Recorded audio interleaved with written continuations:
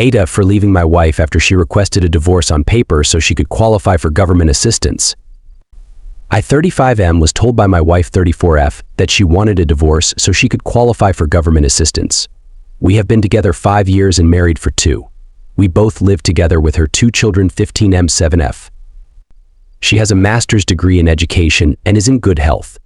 She quit her job roughly a year ago to pursue a career as a life coach mindfulness instructor. Basically wanted to be a content creator for Instagram and TikTok. I was very against it due to our usually tight budget and the fact she receives very little help from her children's father. I loved this woman and wanted to be a supportive husband, so I reluctantly agreed for a short time to help her try it out with the assumption if it wasn't working, she would go back to full-time employment. I was working at one point between 6 to 7 days a week to try and make enough for us to live. Well, it didn't take off like she thought, and after some tough conversation, she found a job as a middle school substitute teacher, as it still allows her a somewhat flexible schedule for her content creation and time to be more involved in her kids' lives, bus pickup, after school sports.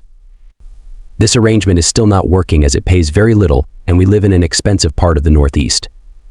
She realistically needs a full-time decent paying job like she had the first few years of our relationship. Now to present day, during conversation again, I ask her to start looking for something that would better suit our needs, and she tells me that she cannot work a full-time job due to her children, and it would be easier for her to divorce me on paper and receive government welfare to support the family. She could easily work full-time, and there are numerous openings for people with her degrees. I am at a loss. I've compromised a lot already for this relationship. I honestly love being a husband and the whole thing that comes with it. I, from what I'm told, have been a good partner, and I make sure to do my share of housework and the like. It's purely monetary, and she just finds it more convenient to divorce me, but still wants everything else to stay the same. I would like to note I am not against assistance if it's really needed, as I know some people really do need such programs to survive. She has skills degrees and is very intelligent. There is no reason why she can't work. AITAH for agreeing to the divorce but not staying in the relationship. Edit to answer some questions in the comments. Her kid's dad pays child support, but it's a joke how much the court makes him pay. I am totally not okay with the fraud and would never. I work very hard for what I have. She could only technically receive about a year of alimony, but I will fight that if it came down to it. I rather give it to a lawyer than her. Plus, I have numerous texts talking about the fraud she's proposing. I'm leaving. Have told her I'm out April 1st and already started packing. Thank you, internet strangers, for the support and guidance. I was having a tough day. Even though she seems like a loser, I loved her very much, and this has been hard. First comment, can we also acknowledge just how delusionally self-confident Op's wife is? She quit her well-paying job because she was so sure she was going to make it big on Instagram. As a life coach, this is like bordering on narcissism levels of grandiosity. I 100% believe people should pursue their dreams. But like, don't quit your F-king job and make your husband work 7 days a week. That's insane and unbelievably entitled. Her entitlement is also evident in the fact that she seems to think the state is just gonna F-king shower her in assistance as soon as she gets divorced. Not how it works. It can take years. People who actually need assistance wait years for that shit. AITAH, my husband works 6 or 7 days by his own choosing. It kills me to see him work like that. I can't even imagine expecting him to do that to support my social media career. Second comment, every trad wife life coach on TikTok with decent views trying to teach people how to really be a wife or fix your life. These are all wives or kids of super FCKING rich people who use their money and influence to create even more money by starting these channels, paying for bots and views till they grow a real following and start generating ad revenue. It's literally all fake. They don't create content they pay someone to and don't do 99% of the shit they say they do. Maids, cooks, drivers do all the actual work of raising kids, cleaning the house, then an assistant sets up the videos, then they pretend to work hard making handmade cereal and appeal to dumb people who buy this shit in TikTok.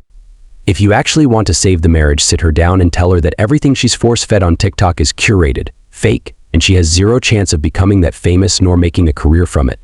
She can get a real job again immediately, or you can divorce for real, because you have no interest in living on the poverty line, so she can play at being an influencer while not just working a decent job she's qualified and capable of doing. NTA generally. But I think you'd be a dick to get the divorce with her thinking it's not a real divorce, then just leaving. Third comment, wow man, I'm sorry you have to deal with that. I've been married 2x and both times I was cheated on, lied about to people, given no care to by people who claimed they loved me, and have been treated like a tool to be used when convenient by my two ex-wives and my family. Does this sound familiar? It should. My current STB ex-wife has a son, I'm the stepfather, and she begged me to let her bring him to my home, and I allowed it. I took care of him as if he were my own, but he talked shit about me all the time with a buddy. I had who stayed with me until he was out of the Navy and my wife, her son, and the guy would sit and talk shit about me, and this guy was a piece of work. Let me tell ya, while he was staying with us, his car shit the bed, and I gave him the $1,200 to fix it. And I told him he needs to tell his wife, but he made excuses and never did, and my STB ex-wife told me not to tell her and to leave it alone and let it go, but she didn't realize that when she said that to me, I had other thoughts going through my mind.